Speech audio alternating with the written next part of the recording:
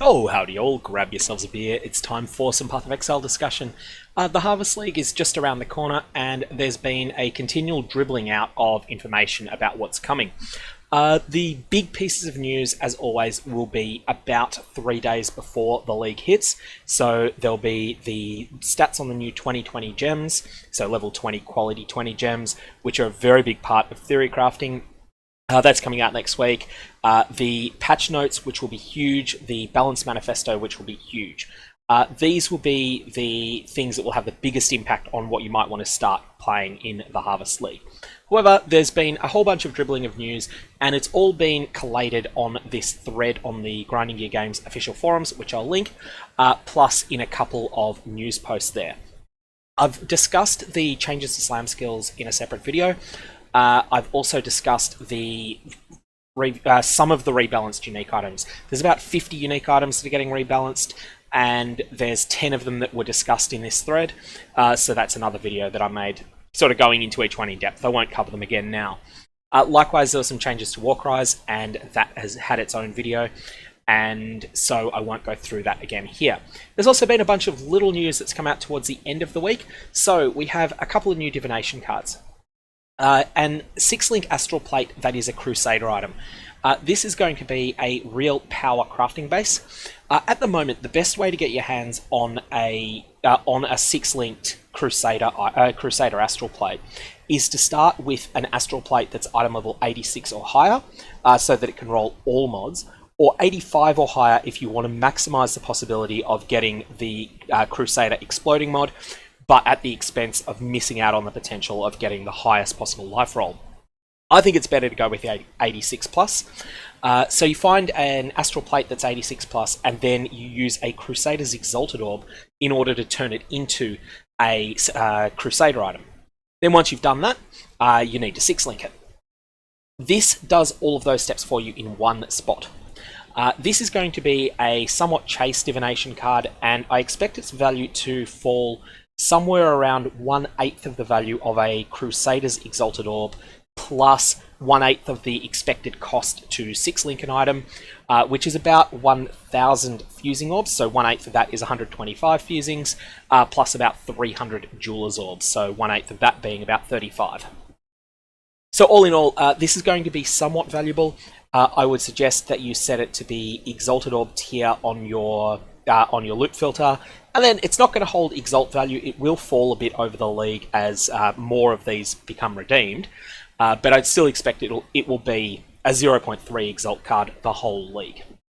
So it's going to be a good one, and it's also got it's going to be something you're going to be really happy to get your hands on at any time. It's probably going to drop from somewhere pretty hard, but we'll find that out. The Awakened I discussed earlier. I was considering commissioning a Divination card just like this. It's going to make a lot of discordant combinations of influences and bases. So if you got an Amethyst ring that was Shaper influenced and Elder influenced, there are combinations that can work on that, but for a lot of people it's just not going to be worth crafting further on it. And I expect that will come up quite a bit, particularly with combinations like Redeemer plus Warlord, where there's not a huge amount of synergy, or with absolute rubbish bases like Chain Belts or the like. That said, this is going to be fun. It's going to pose a crafting puzzle every time you turn it in. The Greatest Intentions, pure power item, the Saviour, 2 Implicit Corrupted. Don't turn this in on characters at a level 40 or higher. Level a Lobby alt to do it, because you do not want your Saviour to have Resolute Technique. And that becomes available. That is added to the pool of available Val implicits at item level 40 and up. So for that reason, because Divination cards, their eye level is the eye level of the resultant item is equal to your character's level when you turn it in, up to a maximum of 80. You're going to want to roll an alt to turn this in. And discuss this elsewhere, but some people think level 1 to 30 is best, others think 31 to 39. I'm in the 1 to 30 camp, but by all means, do your research. It's an expensive card, you don't want to turn it in unless you've done your research. Next up we have a Familiar Call, which will give you a Shaper and Hunter piece of jewelry, and it will have the Aspect of the Cat on it. Aspect of the Cat can be pretty hard to get in solo self-bound, but I'm not expecting this to be an easy set to compile. And plus, look, the cat is getting a rower dinner.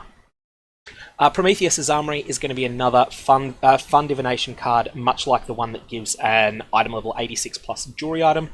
It's double influenced, and most turn-ins of this will result in a bad item. One that's not particularly great, but it will be a lot of fun to try and figure out how to use it. And there'll be a lot of vanity crafting bases that are generated this way. So, for instance, if you get your hands on a Shaper and Crusader influenced Gavel, by all means chance it in the hopes of getting a Mjolnir, but full well knowing that you're probably going to end up with a Chimera's Avarice. Peaceful Moments is the other divination card that was revealed this week, and Timeless Jewels, it's a new source of them. And the artwork on this, have a look at it upside down if you haven't seen so already. It's basically, yeah, it's really worth doing. I'll let you look that up yourself. Next up, we have a preview of the Harvest crafting options. I made a video on this, but basically there's a lot of cool little things that are available as consumable crafts. This is something that I think a lot of people were concerned about the Harvest League, that it might that if you weren't into crafting endgame items, if you weren't that familiar with the crafting and trade economy of the game, that you might feel that you've got nothing for you in this league. Hopefully this sort of idea of how many consumables you can craft will put those fears to rest. These are some new ones that were added later. There's an option to melt unique items into Parandus coins. I think this is going to be pretty much rubbish. But one interesting thing about this, rarer unique items are worth more Parandus coins. Lots of genuinely very, very, very, very rare items are not very expensive. So, for instance, some of the quite undesirable Time-worn uniques will be interesting to see just how much they melt for. And then there's some options to transform fragments as well, which, like they're going to be worth using, but they're just pretty small stuff. The Corruption cluster on the passive tree is being changed / nerfed. Corruption itself as a node is going to be weaker than it used to be, which is fine because it was already so good that if you were playing a Chaos Damage over Time build, I believe it was mandatory before, although I haven't played a Chaos dot build in a long time, so I'm not sure that that was correct. So I believe that you're going from a situation where there was only one correct choice of what anointment to put on your amulet, to now, maybe by bringing down Corruption's power, some of the others will be compelling options again. I do believe that some of the other nodes in this area have gotten slightly better to compensate as well. And this one's an interesting one, Chainbreaker. I'm going to come back to this. This is something that's going to be one of the new Time-worn Jewel, not Time-worn Jewel, Timeless Jewel unique nodes. This one looks really good, and I'm going to discuss that a bit more later. This post, and sorry for flashbanging you there, I like old Reddit, and I like the non-dark mode of it. This was a really interesting post. Twitch streamer Mathel put out a video with his thoughts on the Delirium League. They're really worth having a look at. I find myself, I think, in maybe 85% agreement with him. I consider that Delirium could have been one of the greatest leagues of all time, but it just vomited out too much loot. Mathel also raised an interesting point, that it felt like you were under pressure too much in the league. So I thought this is really worth having a look at, and also whether you agree or not, definitely jump into the discussion that's happening on Reddit around it. Lastly, there's the Harvest footprints and the like that were revealed today. Have a quick look here. I really quite like these footprints. I think they look kind of unique and cool. Hasn't been footprints in a long time. This cloak looks amazing. I just can't imagine what it's going to go well with. But I like the sort of celestial theme. And this portal doesn't work for me, but a lot of people are really impressed with it. So for that reason, it's a good design. Doesn't need to connect with me to be a good design. And of course, there's the trophy if you're someone that's thinking of doing 40 challenges. We won't actually know how hard that's going to be for a few days because the challenges aren't revealed yet. So I wanted to come back to Chainbreaker here. This is one of the most build transforming passives that keystones that I've ever seen. And what it does, in short, is it transforms rage into a mechanic that, instead of being something that you start with, you start an area with no rage and you slowly build it up over time. it's turning rage into somewhat of a resource. Now, the most powerful use of this that's been theory crafted so far is using it with various totems. Attack totems, this is. So things like Ancestral Warchief Totem. What this will do is that you will personally regenerate 3 rage per second. This benefits your Ancestor Totems. You will lose 5 rage when you hit an enemy.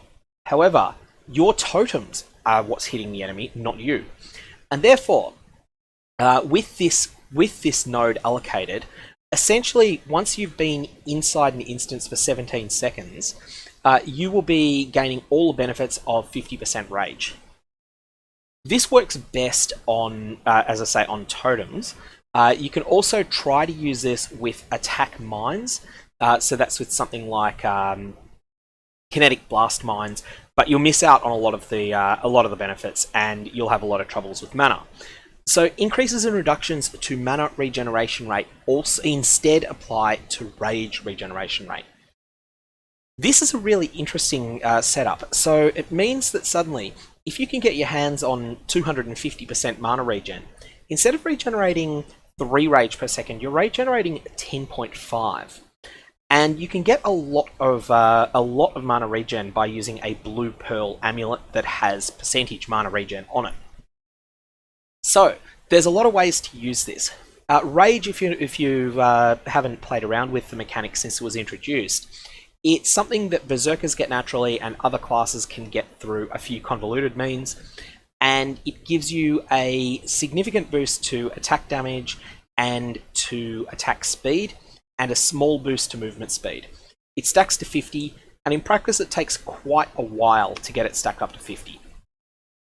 The other use for Chainbreaker though, totems have been the thing that people have been talking about on Reddit because it's the most explosive use. But you can also think of this as a form of Unleash support for melee. So the underlying concept behind Unleash support is that if you've been spending time running around dodging enemy attacks, and then you stop and cast a spell, the first spell that you cast is really powerful, at the expense of you then having to wait for it to recharge. It's not actually a full cooldown with Unleash, but it's more that you have to rebuild the power to get the massive one-off. With Chainbreaker, what you could conceivably do is allocate this keystone, then make an attack, wait a few seconds, and then make another attack again. And if you're making just monstrously big hits like this, where if you're able to get away with doing this, and so you're not forced to stand in one place and focus down an enemy for a while, then you'll be able to make amazing use out of Chainbreaker.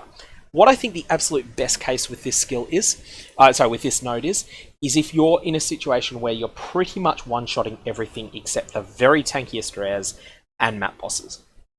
If you can get a melee character to that point, and if your hits don't just one-shot a monster, but they one-shot packs, then at that point, you may very well be able to stack a 200% mana regen, and then run through a map, just making one attack every couple of seconds. So you run, thump the ground, run, thump the ground, run, and Chainbreaker will keep you at full rage, whilst you don't really have to deal with this drawback too much. The last thing to say about Chainbreaker is that it is absolutely phenomenal in conjunction with the skill gem Berserk. Berserk burns up all of your rage in order to give you a very short-term burst of incredible damage-dealing power, and Chainbreaker will help you recharge for your next Berserk much quicker. All in all, I'm really keen to see this in practice. I believe it's on a Karuri Timeless Duel, so not one of the ones that has massive drawbacks, and I think this could be really, really strong. However, we're going to have to see it in practice, and we're going to have to wait until people really do some serious building around with it. Anyways, I'm going to leave it there. That's hopefully a wrap-up of everything that's been added in week 2. A lot more discussion of some of the other specific items I've put up separate videos about. If you've got any comments or questions, though, fire away below.